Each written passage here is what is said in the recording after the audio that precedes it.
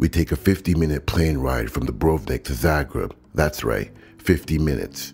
Hang out in Zagreb for a bit, then the usual 8-hour train ride back to Belgrade.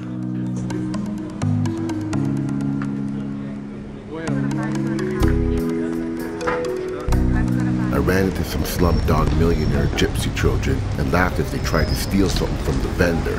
Watch closely.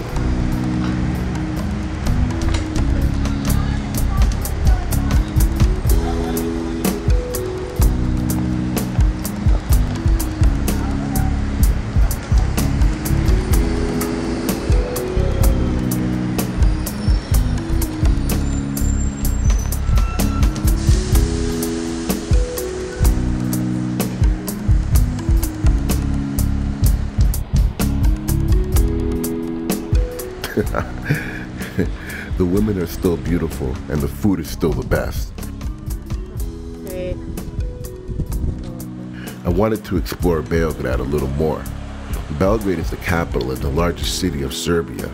The city lies on the confluence of the Sava and the Dunav rivers, where the Pannonian Plain meets the Balkans. Belgrade has a population of 1,630,000 estimated in 2007.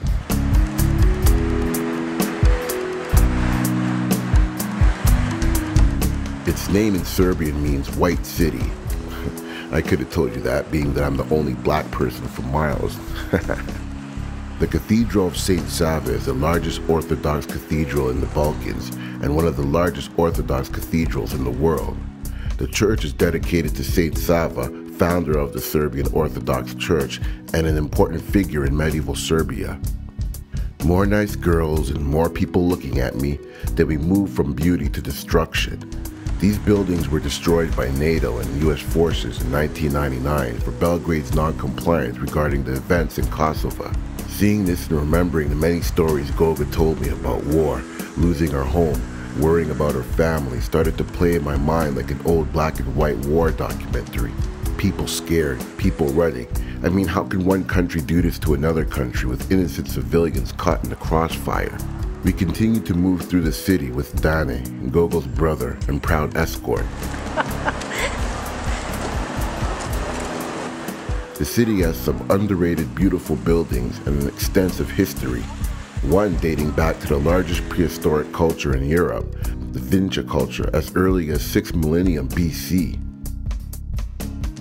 We made our way to Belgrade's makeshift beach, the Ada, which hosts thousands of visitors each summer. We sat down for coffee and was pleasantly surprised by a famous Serbian celebrity, Milan Kalinic, who was about to perform a leap of faith.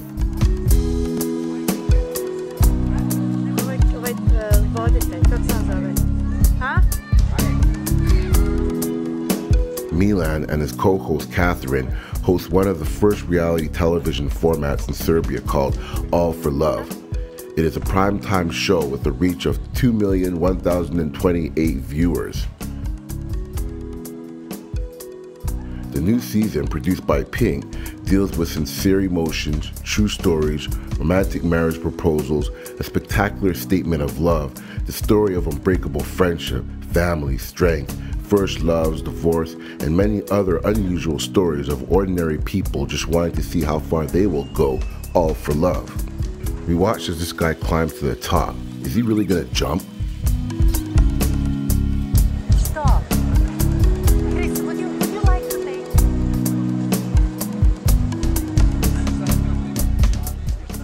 I guess so.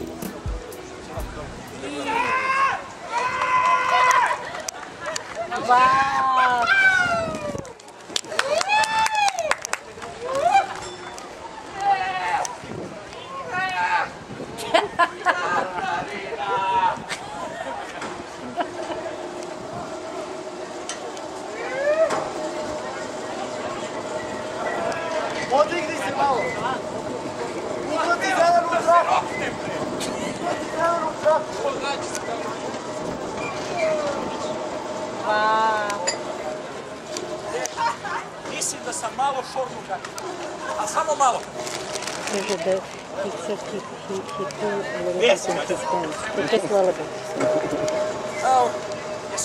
The next day we hopped on a cruise ship, myself, Goga, Lubin, Jagara, and Dane. On board the ship, I ran into a Twitter Facebook friend of mine, Carl Hodberg, who wrote a column about me last year called A Black Hip Hopper in Belgrade, which was featured in the online magazine Serbia's Ambassador to the World. I mean, really, what are the chances of us running into each other here? Must be destiny. The Sirona ship was built in the year 1980 and belonged to the government of West Germany. Many important persons, including heads of states, Maradona, the soccer superstar, and tennis ace Novak Djokovic. Many government ministers, as well as prime ministers and the president of Serbia, have all cruised aboard the Sirona, many of them more than once. Sirona is frequently chartered by embassies, prestigious foreign and local companies, and banks, as well as government ministries and agencies for their receptions and promotions. It's an enjoyable 90-minute sightseeing cruise along the Kalemegdan Fortress, downstream toward Darkol and Pančevo Bridge, upriver to Zemun and Gardos, and back to port.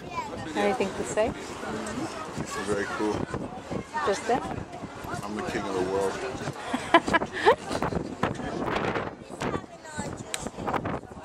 Permanently settled by the Serbs from the 7th century onwards, it was a strategic location, so the city was battled over in 115 wars and razed to the ground 44 times since the ancient period by countless armies of the East and West.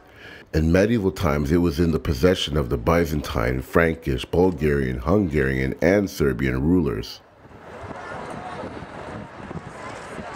I take you to see Zemun, but not from the river. Yeah. Where is that place? Where is that place though? I think we went there already, but they saying, Duban said it's enough that we are hosting them. Now we need to take them there. That will be a little bit too much. Sorry. That was our beautiful host. Jagara was quite upset because the boat wasn't going to sail near Zemun, which she really wanted me to see. The host came to us quite a few times during the cruise to calm us down from all the hell Jagara was raising. In 1521, Belgrade was conquered by the Ottomans and became the seat of the Pashalik of Belgrade. As the principal city of Ottoman Europe and among the largest European cities, frequently passing from Ottoman and Austrian rule, which saw destruction of most of the city, the status of Serbian capital would be regained only in 1841.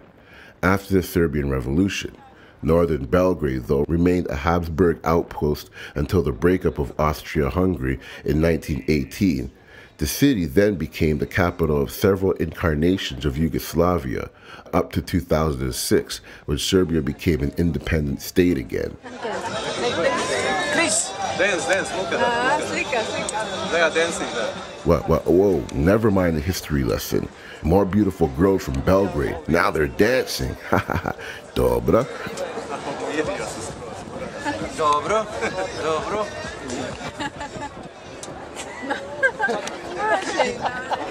Hello!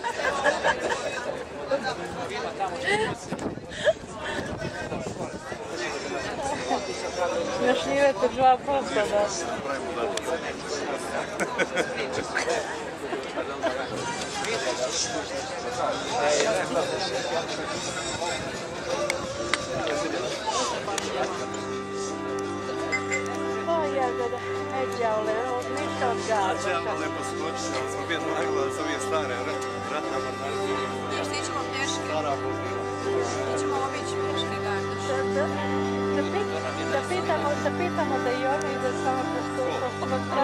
Okay, so in Belgrade, I learned that a man's home really is his castle.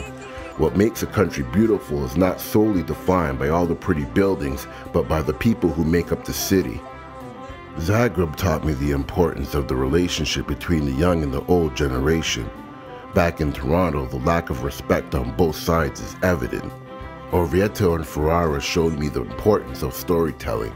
Myth or truth, passed down through generations, define a community.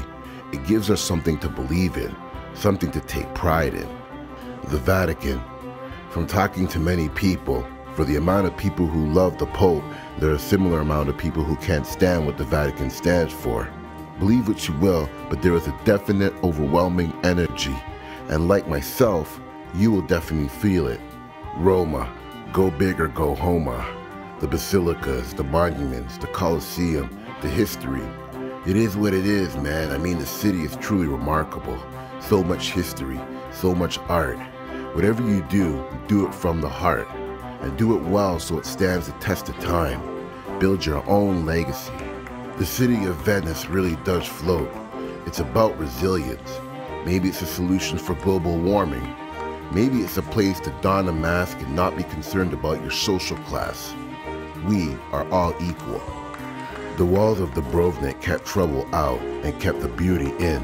I guess for some, the walls are like prison walls. In a town so big and full of tourists, it's still possible to feel alone. I was reminded of humanity both in Dubrovnik and Mali. One final supper, fresh lamb killed in the morning, put on a stick and slow cooked all day in time for dinner. I boarded the plane in Belgrade to head back to England. In between stops, I took some time out for a quick photo shoot with some fans, then it's back to Toronto.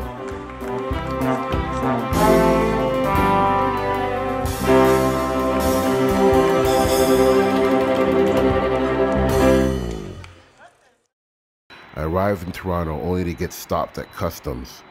They wanted to take my cigarettes away. So after paying $90, I got to keep them.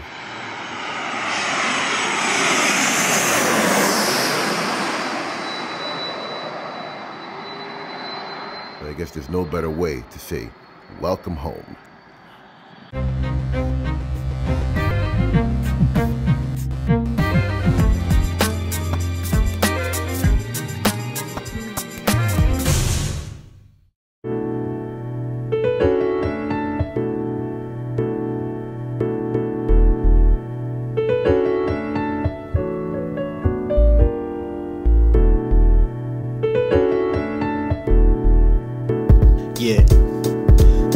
No introduction, what's your function? On the mic, I be disgusting like this was a child abduction. Top of the pile, I feed my 9 to a pedophile. Blaze an L, later that night, I sleep well.